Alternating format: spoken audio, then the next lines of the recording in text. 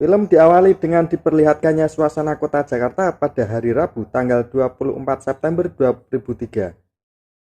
Di sebuah rumah makan terlihat seorang wanita parubaya sedang makan siang seperti biasanya.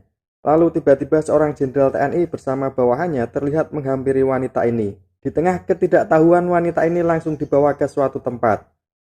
Di dalam mobil, sang jenderal memastikan kepada Bu Ratna yang merupakan seorang profesor mikologi dari Universitas Indonesia bahwa dia tidak salah orang dan akan membawa Ibu Ratna karena ada sesuatu yang sangat genting sedang terjadi. Sesampainya di lab dinas kesehatan yang dijaga ketat, Bu Ratna pun langsung dipersilahkan meneliti sebuah spesimen yang sudah dipersiapkan. Di tengah situasi mencekam, Bu Ratna pun langsung melihatnya dan tak memerlukan waktu lama. Bu Ratna memastikan jika jamur itu adalah jenis Ophiocordyceps.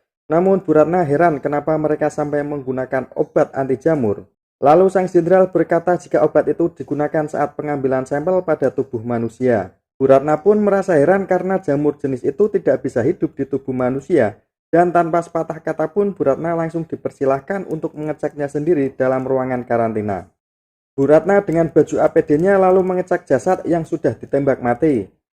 Dengan arahan dari jenderal, Bu Ratna langsung mengecek sebuah gigitan yang terlihat sudah bermutasi. Di tengah keheranan, Bu Ratna pun bertanya apakah benar jika itu adalah gigitan manusia. Bu Ratna kemudian mengecek mulut si korban. Betapa syoknya Bu Ratna ketika mendapati kenyataan jika jamur cordyceps ini bisa hidup di tubuh manusia. Beberapa waktu kemudian, Bu Ratna bertanya kapan pertama kali hal ini terjadi. Si jenderal memberitahu tepatnya 30 jam yang lalu di pabrik tepung dan gabah barat kota Jakarta. Seorang wanita tiba-tiba melakukan tindak kekerasan dan menggigit 3 orang pekerja lainnya. Kemudian wanita itu dikunci di kamar mandi sampai polisi datang. Namun wanita itu kembali beringas dan terpaksa harus ditembak. Lalu 3 orang yang digigit pun melakukan hal yang sama dan harus berakhir dengan cara yang sama pula. Bu Ratna menanyakan kondisi para pekerja lainnya. Si jenderal mengonfirmasikan jika 14 orang pekerja hilang setelah kejadian itu. Jenderal mengungkapkan alasannya membawa Bu Ratna karena menginginkan sebuah obat dan vaksin untuk mencegah penyebaran. Akan tetapi Bu Ratna menegaskan jika selama dirinya hidup, dalam profesinya tidak ada obat dan vaksin untuk kasus jamur cordyceps. Lalu si jenderal bertanya apa yang harus dilakukan. Tanpa diduga, Bu Ratna menginstruksikan untuk mengebom kota beserta orang-orangnya. Dan Bu Ratna yang sudah putus asa meminta diantar pulang kepada keluarganya untuk menghabiskan sisa hidupnya. Apa ada yang bisa antar saya pulang? Adegan beralih ke masa sekarang di mana Ellie baru terbangun dari tidurnya setelah pelariannya dari benteng pertahanan Fedra. Akan tetapi Ellie langsung disambut Joel yang menodongkan pistol karena masih menganggap jika Ellie terinfeksi.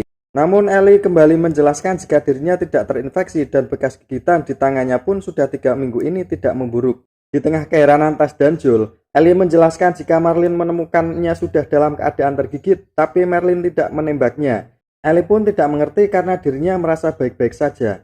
Setelah menjelaskan hal itu, Ellie meminta waktu untuk pipis dulu. Di tengah rasa tak percaya, Tess pun mengungkapkan jika bisa saja Ellie benar-benar kebal terhadap jamur itu. Namun Joel yang sudah melewati banyak kejadian tidak percaya akan hal itu. Menurutnya cepat atau lambat Ellie pasti akan berubah menjadi monster. Joel pun menyarankan Tess untuk membatalkan misinya dan kembali ke dalam tembok lalu mencari cara lain untuk mendapatkan suplai. Akan tetapi Tess tetap bersikeras untuk melanjutkan misi ini. Tess pun menanyakan apa sebenarnya tujuan Marlin mengantarkan Ellie. Ellie pun bingung karena Marlin menyuruhnya untuk merahasiakannya, tapi karena terus dipaksa, Ellie pun mengungkapkan jika Marlin sedang berusaha membuat sebuah vaksin dari tubuhnya di markas Fireflies bagian barat. Joel tidak percaya dengan hal itu karena sejak dulu tidak ada vaksin yang berhasil dibuat. Di tengah perdebatan itu, Tess membuat keputusan dengan akan menyelesaikan misi ini dan bertaruh pada Ellie yang mungkin bisa menyelamatkan dunia.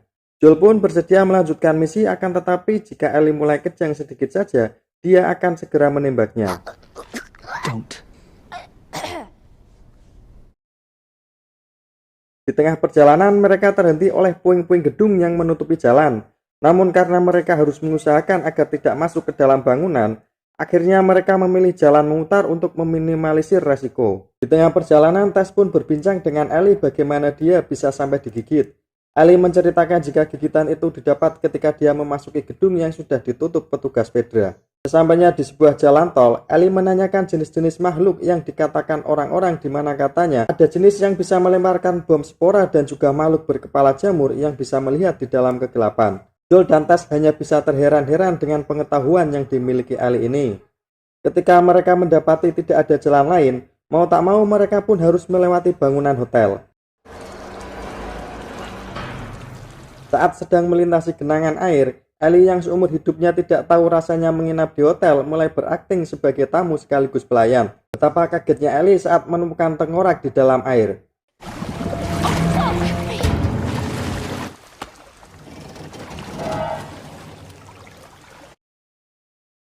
Beberapa saat kemudian mereka sampai di sebuah lantai dan perjalanan mereka harus kembali terhenti akibat reruntuhan gedung. Karena pintu-pintu hotel yang terkunci dari dalam, Tess meminta Joel untuk membantunya naik supaya bisa mencari jalan untuk lewat. Setelah Tess pergi, Joel dan Ellie yang masih canggung pun mulai berbincang. Ellie bertanya berapa lama orang yang sudah terinfeksi mampu bertahan hidup. Joel menjelaskan umur makhluk itu tidak menentu. Bisa sebulan, 2 bulan, bahkan setahun. Tapi dia pernah mendengar ada makhluk yang masih berkeliaran selama 20 tahun atau semenjak wabah ini menyebar. Akhirnya Tess berhasil membuka jalan dan dengan wajah suram, Tess mengajak Joel untuk melihat apa yang ia temukan. Melihat banyaknya makhluk itu, Tess menjelaskan jika terakhir kali mereka kemari makhluk-makhluk itu masih sedikit. Namun mungkin karena banyaknya orang yang mencari tempat perlindungan, mereka malah terinfeksi dan membuat koloni makhluk semakin banyak. Tess juga menambahkan jika jamur yang tumbuh di tanah memiliki akar sepanjang 1-6 km dan jika kita menginjak cordyceps yang masih aktif, secara otomatis jamur itu akan memberikan sinyal dan menggiring makhluk-makhluk itu untuk menyerang ke lokasi kita menginjak jamur tersebut. Mau tak mau mereka pun harus mencari jalan lain. Hingga akhirnya mereka sampai di depan museum yang banyak ditumbuhi cordyceps. Tess pun menjelaskan jika di lantai atas akan ada jalan untuk menyeberang. Dan untungnya cordyceps di museum ini sudah mati mengering. Setelah melakukan persiapan, mereka pun langsung masuk ke dalam museum. Di dalam museum, Ellie dikagetkan saat melihat seseorang dengan luka yang masih baru. Melihat hal itu, mereka mulai mengecilkan suara seolah mengetahui jenis makhluk apa yang ada di tempat ini. Not quiet. Silent.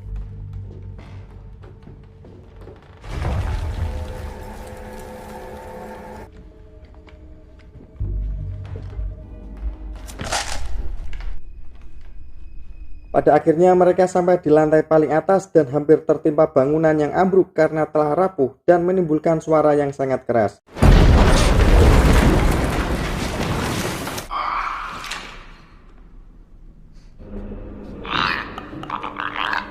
Di tengah ketegangan, Joel mengisyaratkan jika makhluk ini mengandalkan pendengaran untuk menyerang atau disebut clickers. Joel berusaha mengalihkan perhatian clickers sembari mengisi ulang pistolnya. Melihat clickers menjauh, ia pun langsung mengajak Ellie untuk menghindar.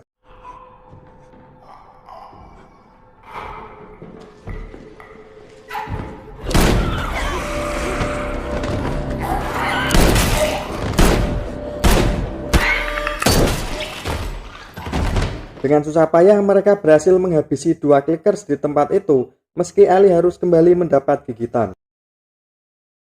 Tibanya di atap museum, Ellie menyeberang terlebih dulu sementara Joel berusaha menolong Tess yang terkilir.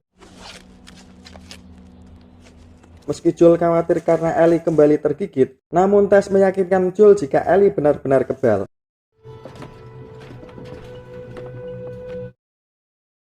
Sampai akhirnya mereka sudah bisa melihat markas Fireflies dan karena hari sudah sore, mereka pun bergegas melanjutkan perjalanan.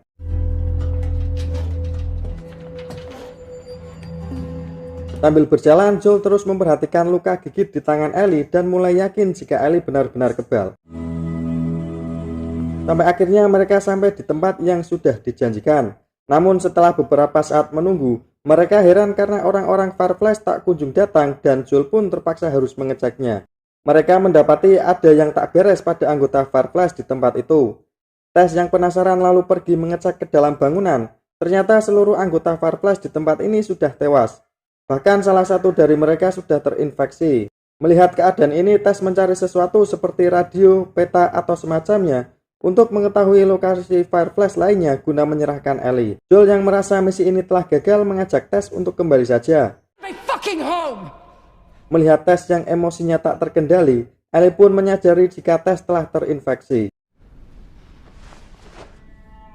Ternyata Tess mendapat gigitan saat melawan Clickers di museum. Kemudian Tess menyuruh Ellie untuk membuka perban dan menunjukkan kepada Joel jika keajaiban ini memang nyata. Di tengah kepanikan, Tess meminta Joel untuk membawa Ellie ke tempat Bill dan Frank. Tess meyakini kalau Ellie bisa memberi kesembuhan pada dunia. Joel menembak mayat itu, tapi hal itu membuat Cordyceps yang masih aktif mengirim sinyal kepada koloni lainnya. Joel mengecek keluar dan mengatakan kalau para zombie sudah mengetahui posisi mereka. Mendengar hal itu, Tess pun meminta Joel dan Ellie pergi sementara dia akan mengorbankan dirinya.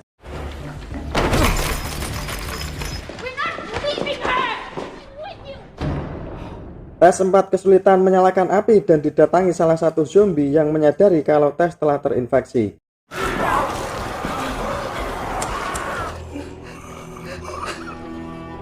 Bersamaan dengan itu, Tess berhasil menyalakan korek apinya.